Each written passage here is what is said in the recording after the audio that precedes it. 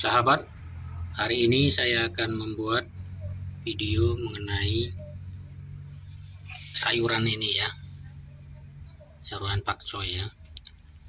Ini kalau di tempat saya harga beli dari benih ini 20.000 ya. Nah, kita lihat keterangan dari benih ini ya. Rekomendasi untuk ditanam di dataran rendah sampai dengan tinggi, jadi bisa ya di dataran rendah maupun dataran tinggi.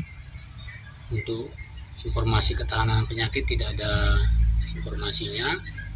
Umur panen hari setelah tanam ya 25 sampai 27 hari ya.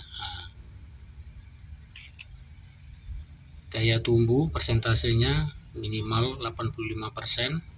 Kemurnian dari benih ini 99,5% ya. Nah, ini sudah saya semai 7 hari yang lalu ya. Ini persemaiannya 7 hari yang lalu sudah tumbuh seperti ini ya. Nah, saya ini menanam skala kecil karena memang saya tidak punya tempat ya. Jadi saya hanya bisa tanam di polybag. Dan ini juga langsung ada saya tanam di polybag karena tidak ada tempat. Satu polybag ini saya tanam 4 ya. Nah, ini 7 hari setelah semai ya, kondisi cukup bagus ya, warna daunnya hijau ya.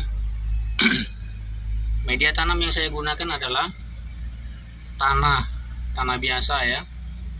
Ada juga tanah yang saya beli di tukang jual kembang begitu. Jadi perbandingannya 2 tanah hitam itu ya dengan 1 kompos ya yang saya buat sendiri dari limbah rumah tangga ya. Limbah rumah tangga setiap hari saya kumpulkan, saya letakkan di sini ya. Ada tempat pengomposan saya. Nah, tiap hari saya masukkan di sini. Ini ya. Ada nasi, pokoknya semua. Saya tidak pilih-pilih. Ada tulang ayam, tulang ikan, saya masukkan semua. Ini yang belum jadi ya. Nah, ini yang sudah jadi. Nah, sudah hitam ya, tidak lagi berbau dan materialnya hancur ya. Ada juga itu biji mangga tidak hancur ya. Nah, ini saya pakai di dalam perbandingan untuk membuat media tanam itu ya. Itu 1 bagian, tanahnya yang 2 bagian ya. Kemudian saya ada juga tambahkan arang sekam ini ya. Ini arang sekam. Arang sekamnya hanya sedikit saja ya, sedikit saja arang sekamnya. Nah, jadi inilah cukup ya, cukup baik media tanam seperti itu. Tanah 2 bagian, kompos 1 bagian, arang sekam sedikit saja ya. Kalau Bapak Ibu sahabat semua punya pupuk kandang, baik ditambahkan juga ya, akan lebih baik. Nah, ini pertumbuhannya ya, bisa kita katakan seragam lah ya, sudah mulai keluar daun sejati ya. Kalau yang 2 itu kan daun lembaga dari biji gitu ya. Nah, ini sudah mulai keluar daun sejatinya. Dan ini tidak saya kasih pupuk kimia sama sekali ya. Saya berikan hanya pupuk JLF ya, Jadam Liquid Fertilizer ya. Bagaimana cara membuatnya sudah pernah saya buat videonya ya, silakan ditonton ya. Perbandingannya tidak saya pakai 1:30 ya, sepertinya terlalu encer itu ya. Mungkin juga karena material waktu yang saya buat dulu itu kurang banyak mungkin ya. Jadi saya buat perbandingan 1:10 ya. Ini JLF saya ya, sudah beberapa bulan ini ya. Memang belum habis karena tanaman saya hanya sedikit ya, tapi ini sudah berkurang ya, sudah banyak berkurang dari waktu saya membuat dulu ya. Nah, ini JLF saya. Ini memang kelihatan padat begini, tapi di bawahnya itu air itu ya. Ini air ini ya.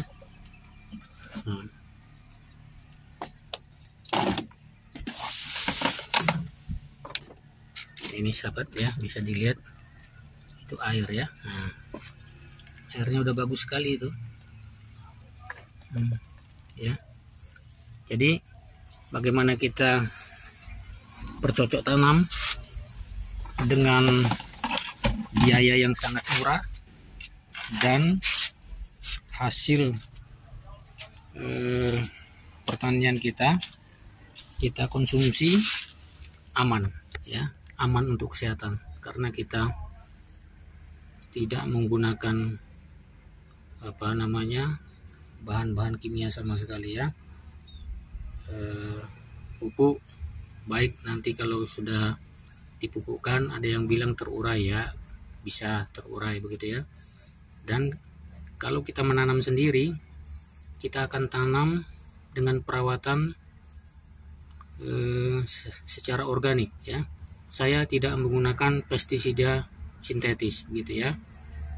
Saya kalau mengendalikan hamanya pakai jadam sulfur, juga terkadang di rolling dengan rendaman bawang putih begitu ya.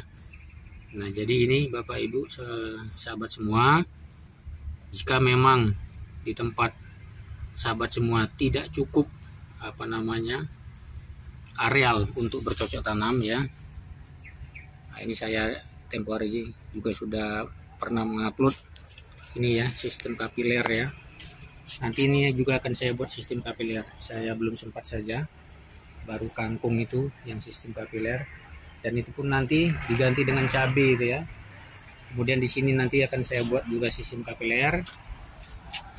Pakcoy ini juga nanti akan pakai sistem kapiler, tapi sementara ini tetap pakai penyiraman manual terlebih dahulu ya. Jadi keadaan yang membatasi kita, jangan kita jadi terbatas, tidak bisa melakukan apa-apa ya. Keadaan yang membatasi kita bukan menjadi kendala, justru kita semakin kreatif ya. Baik, terima kasih untuk sahabat semua yang sudah mendukung channel ini sampai sedemikian jauh.